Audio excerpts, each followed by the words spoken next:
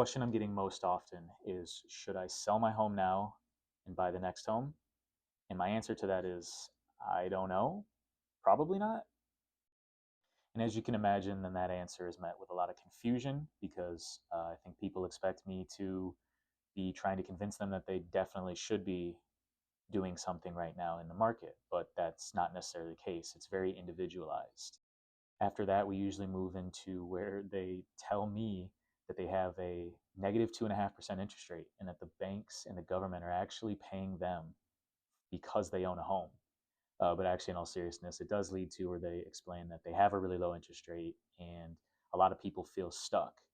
And what that leads to for me is something I heard recently, which is people don't buy homes for financial reasons, they buy homes for lifestyle reasons. So the lifestyle changes, there's a need that changes in the lifestyle, whether it's a growing family, they need more space, or you're like my wife and myself, where we feel like we don't have enough space for our dogs at the time, and eventually a growing family. But there's a lot of lifestyle reasons. And then we use the financial side of it to justify the decision that we want to make. But it's not a financial reason that we do it, it's a lifestyle reason. So the next piece is why. Why do you think you want to move? Why are you even considering making a decision when you have a really low interest rate? There's obviously some other motivating factor, and a lot of people feel stuck. They do feel like they have a motivating factor, but they feel like they can't do it because they have such a low interest rate. It wouldn't make any sense for them to make the move. So then I ask them, is your mortgage your only debt?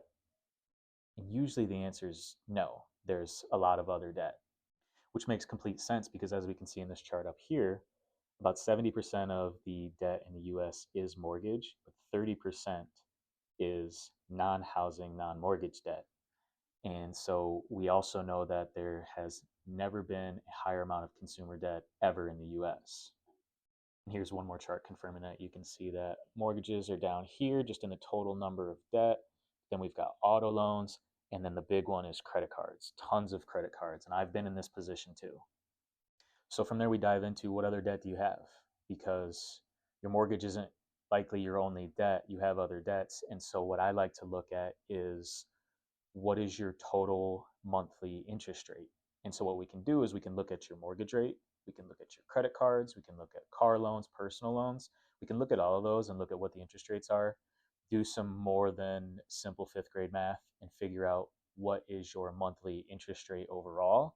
And for most people, it's in the double digits. And a lot of times it's even pushing 20% or higher. And so, yes, you have a really low mortgage rate, but you have all this other debt that is significantly higher interest. And so you're probably thinking, where are we going with this? And that is that there has never been more equity in people's homes in the US. And you can see here in this chart, the average equity on mortgaged homes in the US is $216,000. That's just the average. There's people with a lot more. There's also people with less. But so we've never had more equity.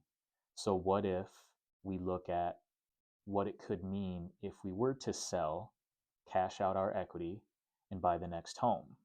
So, what if you could have the best of both worlds? What if you could take care of that new lifestyle need where maybe you want a bigger home or you need a smaller home, but then you also need to get rid of all that other debt? So, what if you can have the best of both worlds, sell your home, take the equity, pay off all the other debt, so that way you now no longer have that high interest debt, buy the new home that fits your lifestyle needs. And yes, you have a higher interest rate. Yes, you probably have a higher mortgage rate if you went for a bigger home, but you also removed all that other higher interest rate debt and just completely removed it from your monthly debts. My wife and I can actually speak to this plan perfectly because we did this almost a year ago. It'll be a year in March. We sold our starter home, cashed out the equity, paid off basically all of our other high interest debt, bought a home that is twice the size in a perfect neighborhood in a perfect location for us. And after paying off all the debt, taking an interest rate that's like 3.5% higher, our total monthly debt was the exact same as it was in our starter home, but we have a bigger home now that's in a better location and we don't have all that high interest debt. So we ran this play perfectly and it made sense for us to do it. And bringing everything back full circle to the original question, should I or should I not? And my answer being I don't know.